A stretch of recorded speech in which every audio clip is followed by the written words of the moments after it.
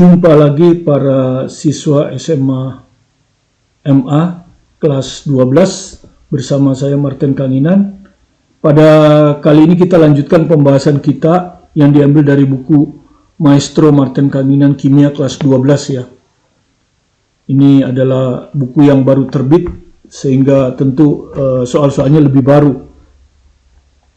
Ada banyak ya penerapan sifat koligatif larutan. Seperti Anda sudah tahu, sifat koligatif larutan itu adalah penurunan tekanan uap larutan, penurunan titik beku larutan, kenaikan titik didih larutan, dan tekanan osmosis.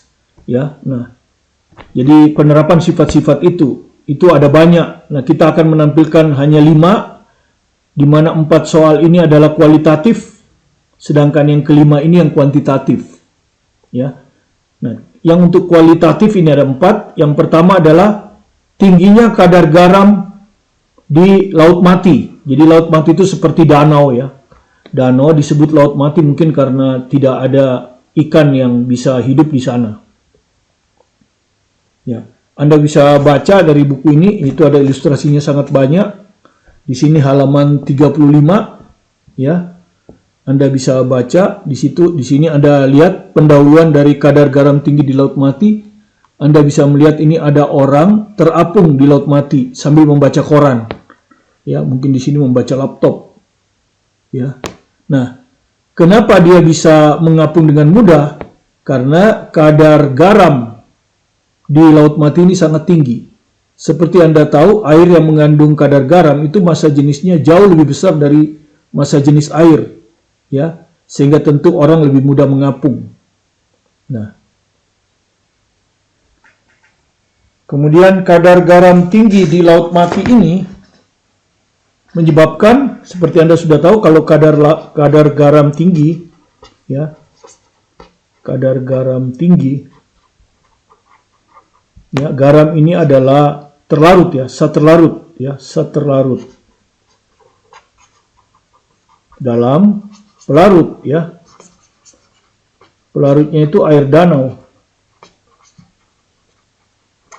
Nah, karena kadar garamnya tinggi, maka konsentrasi dari larutan itu tinggi ya.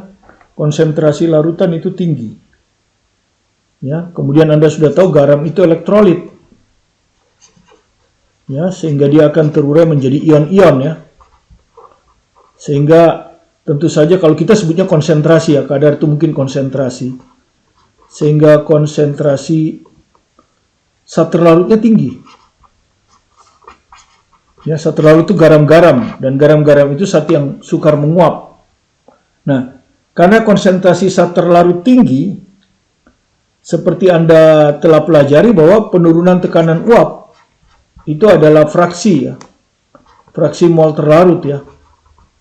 Kali tekanan uap pelarut murni ya, yang untuk air itu 1 atmosfer ya, atau 76 cm Hg untuk air suling ya, air suling murni pada 100 derajat Celcius kira-kira ya, kalau mendidih. Tapi kalau tekanan 76 cm Hg ya. Jadi Anda lihat ini penurunan ya, penurunan tekanan uap larutan ya. Penurunan tekanan uap larutan. Larutan itu artinya zat terlarut, yaitu garam-garam, dan pelarut, yaitu air. Jadi penurunan tekanan uapnya tinggi. Ya, penurunan tekanan uapnya tinggi. Akibatnya tekanan larutannya rendah. Ya, tekanan larutannya rendah. Ya. Sehingga karena tekanan larutannya rendah, maka air sukar menguap, ya, air sukar menguap. Airnya sukar menguap, ya, karena tekanan larutnya rendah. Dibandingkan kalau tekanan larutnya normal, 1 atmosfer, itu lebih mudah menguap. Nah, seperti kalau Anda baca di bacaan ini, Laut Mati adalah danau yang membujur di daerah antara Israel, Palestina, dan Yordania. Jadi ada 3 negara yang membatasi Laut Mati itu, yaitu Israel, Palestina, dan Yordania. Ya. Nah, itu daerah itu terkenal sebagai daerah gurun, ya, daerah gurun yang panas dan kering. Sehingga kalau musim panas, kalau tekanan uap larutannya ini normal, maka akan banyak air yang menguap, sehingga akibatnya danaunya menjadi kering. Tetapi karena tekanan larutannya, ya, tekanan uap larutannya ini rendah, maka air sukar menguap, sehingga pada musim panas, walaupun dia berada di daerah gurun, air danaunya tidak kering, artinya airnya masih ada. Dan segera begitu musim hujan, maka airnya ditambah lagi, ya, sehingga Danau Laut Mati itu tidak pernah kering, ya. Itu disebabkan karena adanya garam-garaman ini yang merupakan zat elektrolit yang menurunkan tekanan uap larutan. Nah, penurunan tekanan uap larutan ini adalah sifat koligatif larutan yang pertama kita pelajari. Karena itu kita sebut penerapan sifat koligatif larutan penurunan tekanan uap akibat garam-garam tersebut kita sebut dengan aplikasi, ya. Itu yang pertama. Kemudian yang kedua, menggunakan anti beku pada musim panas, ya. Menggunakan anti beku pada musim panas.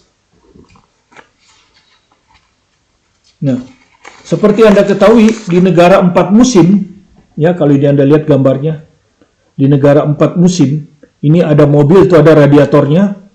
Biasanya radiator itu kan kita isi air. Nah, tentu saja kalau di negara 4 musim itu di dalam air pendinginnya ditambahkan zat anti beku, ya, yang disebut dengan etilen glikol, ya, etilen glikol, ya.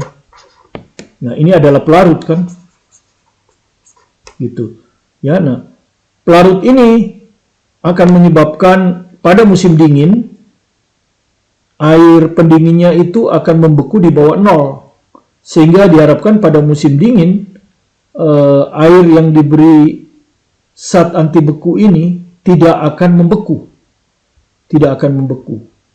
ya. Kenapa? Kalau air ini membeku, Anda sudah tahu air yang membeku itu volumenya bertambah besar, kira-kira 15%, ya, pertambahan volumenya kira-kira 15%. Akibatnya batu-batuan es itu yang disebabkan oleh pembekuan dari air itu akan menyebabkan memerlukan volume ruang yang besar dan radiator bisa pecah. Karena itulah pada mobil-mobil yang ada di negara 4 musim seperti di Eropa atau Amerika, Kanada, itu tentu akan diberi zat anti beku yang disebut etilen glikol. Ya, biasanya, tapi tidak selalu etilen glikol, ya. Ini yang umum. Nah, pertanyaannya, kenapa musim panas etilen glikol itu diganti dengan air suling aja? Kenapa musim panas masih tetap dipakai zat anti beku itu? Itu pertanyaannya. Kan di musim panas kita tidak berhubungan dengan suhu yang di bawah 0. Itu pertanyaannya, ya. Nah, ternyata pada musim panas,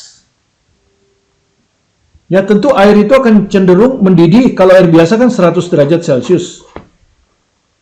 Nah, kalau air yang diberi pelarut, tentu dia akan mendidih di atas 100 derajat. Ya, artinya apa? Dia mampu lebih menyerap panas, ya. Mampu lebih menyerap panas karena dia boleh naik di atas 100. Jadi mampu menyerap, ya, kalor, ya, untuk mendinginkan mesin. Itu tanpa harus mendidih. Itu alasannya kenapa walaupun musim panas tidak digunakan air suling. Karena kalau air suling dia akan mendidih pada 100 derajat Celcius. Sehingga pada musim panas di mana negara-negara itu sangat panas, sifat dari pendinginnya kurang bagus, ya, karena dia mendidih pada 100 derajat. Artinya kemampuan untuk menyerap kalornya untuk mendinginkannya kurang bagus, karena tidak boleh lebih dari 100. Tetapi kalau dia diberi zat anti beku sebagai pelarut, Anda sudah tahu pelarut akan menaikkan titik didih, sehingga titik didihnya akan ada di atas 100 derajat Celcius, sehingga lebih mampu untuk menghantarkan kalor, ya, pada musim panas. Artinya dia dapat menyerap kalor atau panas sebanyak mungkin. Itu, ya. Jadi di sini adalah aplikasi dari penurunan titik beku pada musim dingin dan kenaikan titik didih pada musim panas. Kemudian yang ketiga, membuat es putar. Nah, anak-anak atau remaja atau kalau Anda datang di pesta pernikahan, itu selalu ada, biasanya ada es putar. Itu biasanya wajib sudah. Ya, dan mungkin Anda juga pernah membuatnya di rumah, ya. Di sini ada gambarnya, jadi Anda lihat. Nah, ini membuat es putar yang diberi warna, ada putih, ada hijau. Kalau Anda ingat masa kecil Anda, atau mungkin sekarang juga kalau Anda ada hadir di pesta pernikahan, ya. Nah, es putar itu kan sebetulnya larutan, ya. Es putar itu larutan. Dia dibuat dari larutan, ya. Taruhlah itu ada air santan dan segala macam, ya. Atau kita sebut aja air santan. Ya. Nah, kalau air santan saja, maka dia akan membeku 0 derajat Celcius. Ya. Sehingga ketika dihidangkan, rasa dinginnya akan cepat hilang. Tetapi kalau dikasih garam, air santan ini, ya, dimasukkan ke es batu, biasanya ada es batu kan sebagai pendingin di situ. Nah, di sela-sela es batunya itu biasanya dikasih garam, ditaburi garam. Ya, kemudian di dalam suatu wadah diputar, ya, atau diputar di situ supaya garam-garamnya tetap larut dalam es batu itu, terdistribusi rata. Ya, itu makanya disebut es putar. Ya, seperti itu. Nah, larutan ini akan tentu membeku di bawah 0 derajat, ya, membeku di bawah 0 derajat. Ya. Sehingga ketika disajikan rasa dinginnya lebih bertahan lebih lama, ya, di udara bebas. Rasa dinginnya di udara bebas itu bisa bertahan lebih lama. Ya. Sebelum dia mencair. Ya, karena itu memang es putar tidak boleh di udara bebas terlalu lama. Karena kalau di terlalu lama dia sudah mencair dan rasa dinginnya kurang bisa dinikmati. Ya, itulah cara pembuatan es putar. Jadi es putar itu menggunakan penurunan titik beku karena dicampuri garam. Ya, penurunan titik beku sehingga es putar itu akan membeku di bawah 0 derajat Celcius. Sehingga ketika dihidangkan di udara bebas pada suatu pesta, rasa dinginnya akan bertahan lebih lama. Ya, itulah es putar. Dan yang keempat, sel darah bisa hidup dengan baik. Sel darah bisa hidup dengan baik, ya. Nah, Anda ini kalau ini pakai tekanan osmosis, ya. Kalau ini dia terapkannya tekanan osmosis. Ya, jadi dia menerapkannya tekanan osmosis kalau ini. Anda sudah tahu tekanan osmosis itu akan menyebabkan larutan itu bisa menembus semi permeable, ya. Jadi pelarut, biasanya pelarut ini air kan. Ini biasanya bisa melewati, ya. Melewati dinding semi permeable, ya. Dinding semi. Disebut kenapa semi? Karena hanya pelarut yang bisa lewat. Sedangkan zat terlarut tidak bisa. Pelarut itu air, zat terlarutnya ya bisa garam, bisa zat lainnya, dinding semi permeable. Kalau di sel ini dinding sel, yang bersifat semi permeable itu dinding sel. Misalnya sel darah. Nah, Anda sudah tahu di pembahasan kita sebelumnya, silakan ditonton YouTube sebelumnya, bahwa pelarut itu air akan melewati dinding semi permeable ini, ya, dinding semi permeable ini dari larutan dengan konsentrasi, ya, konsentrasi lebih rendah, ya,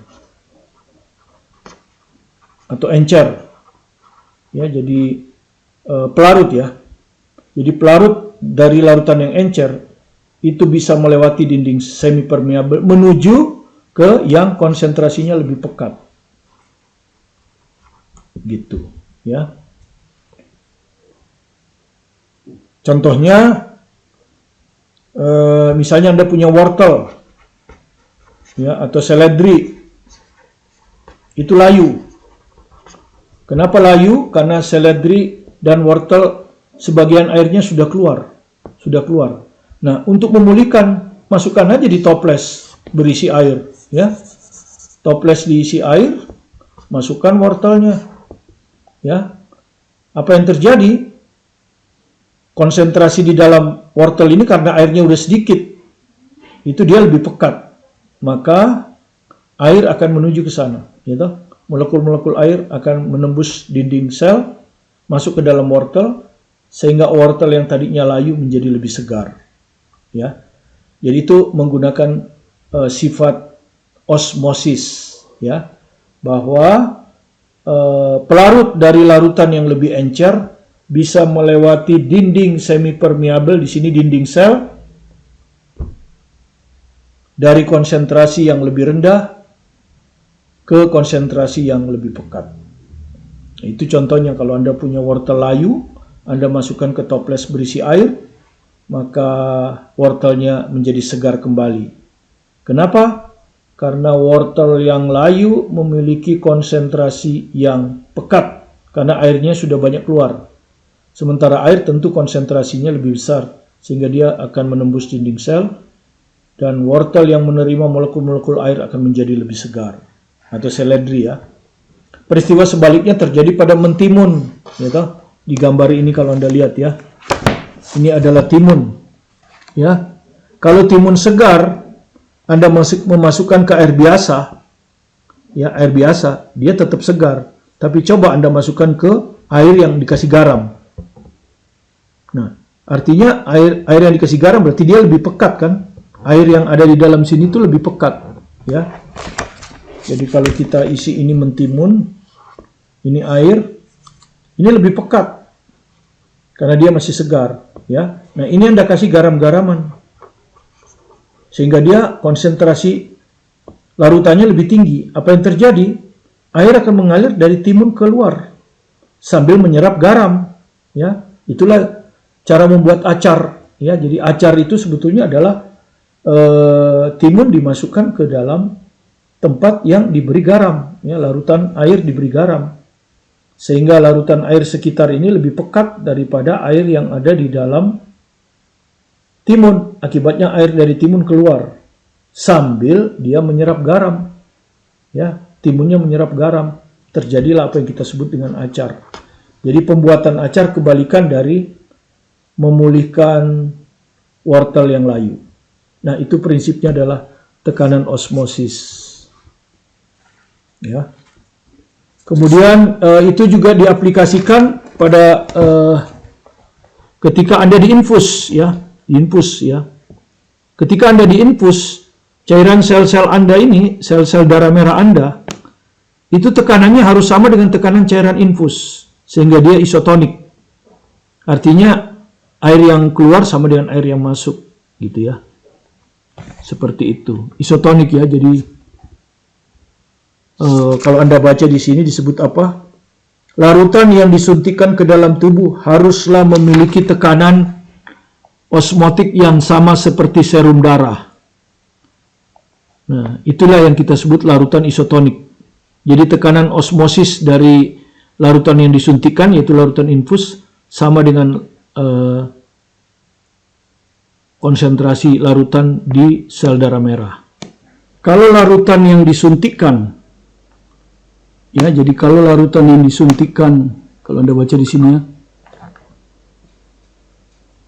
kalau larutan yang disuntikkan ini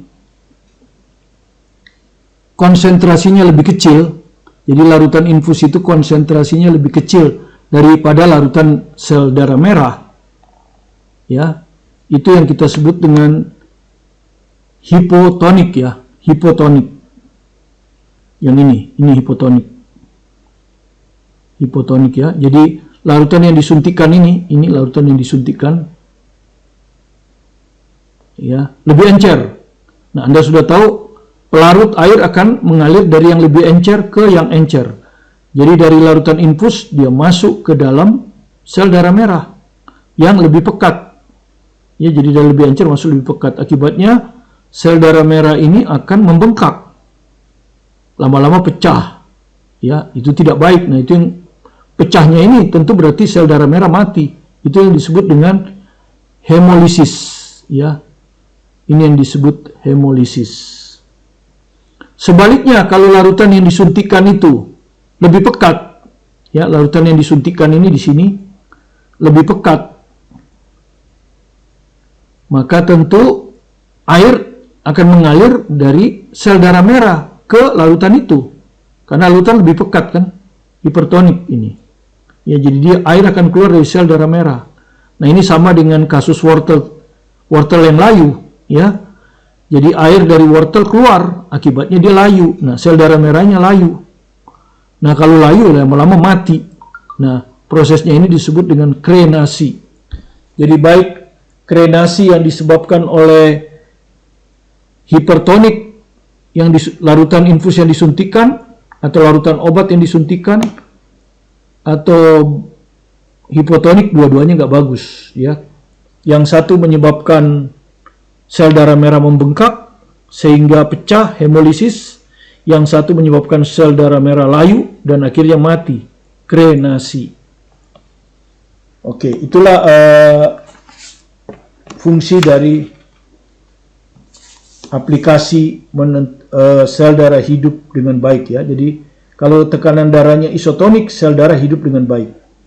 Kalau hipertonik atau hipotonik, sel darah merah lama-lama akan mati, ya. Yang satu mati karena meledak, ya. Yang satu mati karena layu, ya. Krenasi dan hemolisis. Nah, masih banyak lagi pemanfaatannya secara kualitatif. Selain 4 ini, silahkan dibaca sendiri di sini, ya. Silahkan dibaca di sini, ya. Salah satunya misalnya di biologi. Anda sudah tahu bahwa air dari tanah masuk ke akar itu melalui peristiwa osmosis, kemudian sampai ke bagian atas. Silakan Anda baca di biologi itu, ya. Terus pengawetan daging supaya dia tidak tetap awet karena aksi bakteri. Biasanya daging itu ditaburi garam. Kalau ditaburi garam, maka konsentrasinya lebih tinggi, sehingga air dari bakteri itu akan keluar dari bakteri dan bakterinya mati atau tidak aktif. Itu sama dengan kalau Anda misalnya ada lintah, kemudian Anda kasih garam, maka larutannya jadi, yang di luar jadi hipertonik, sehingga molekul air dari sel lintah akan keluar, sehingga lintahnya jadi layu, mengerucut dan akhirnya mati, ya. Bekecot pun demikian, Anda kasih garam dia akan mati, ya. Kenapa? Karena molekul-molekul airnya keluar, ya, karena dia lebih pekat daripada larutan, karena dia lebih encer dari larutan yang ada di luar yang diberi garam. Ya, kira-kira itu. Silakan dibaca sendiri, buku ini sangat bagus karena diberi ilustrasi, ya. Kemudian secara kuantitatif itu biasanya menentukan massa molar senyawa, ya. Nah, peristiwanya itu biasanya untuk menghitung massa molar senyawa, itu yang umum dilakukan adalah pada peristiwa perubahan titik beku larutan dan tekanan osmotik. Kenapa? Karena baik perubahan titik beku larutan maupun tekanan osmotik itu mudah diukur. Nah, ini akan kita masuk lagi di part berikutnya. Demikianlah part pertama dari penerapan sifat koligatif larutan. Pertama, kita secara kualitatif, secara kuantitatif menentukan massa molar, akan kita jelaskan sesudah ini. Terima kasih Anda telah menyaksikan video pembelajaran kami. Jika Anda merasa terbantu, silakan di-subscribe. Kalau belum subscribe, kalau yang sudah subscribe bisa di-like, komen, dan tentu kita akan berusaha menjawabnya jika ada waktu. Dan kita usahakan ada waktu, walaupun tidak segera kita menjawab. Tetap semangat belajar mandiri di rumah, fokus pada tujuan Anda pasti sukses. Bersama saya, Martin Kanginan. Terima kasih.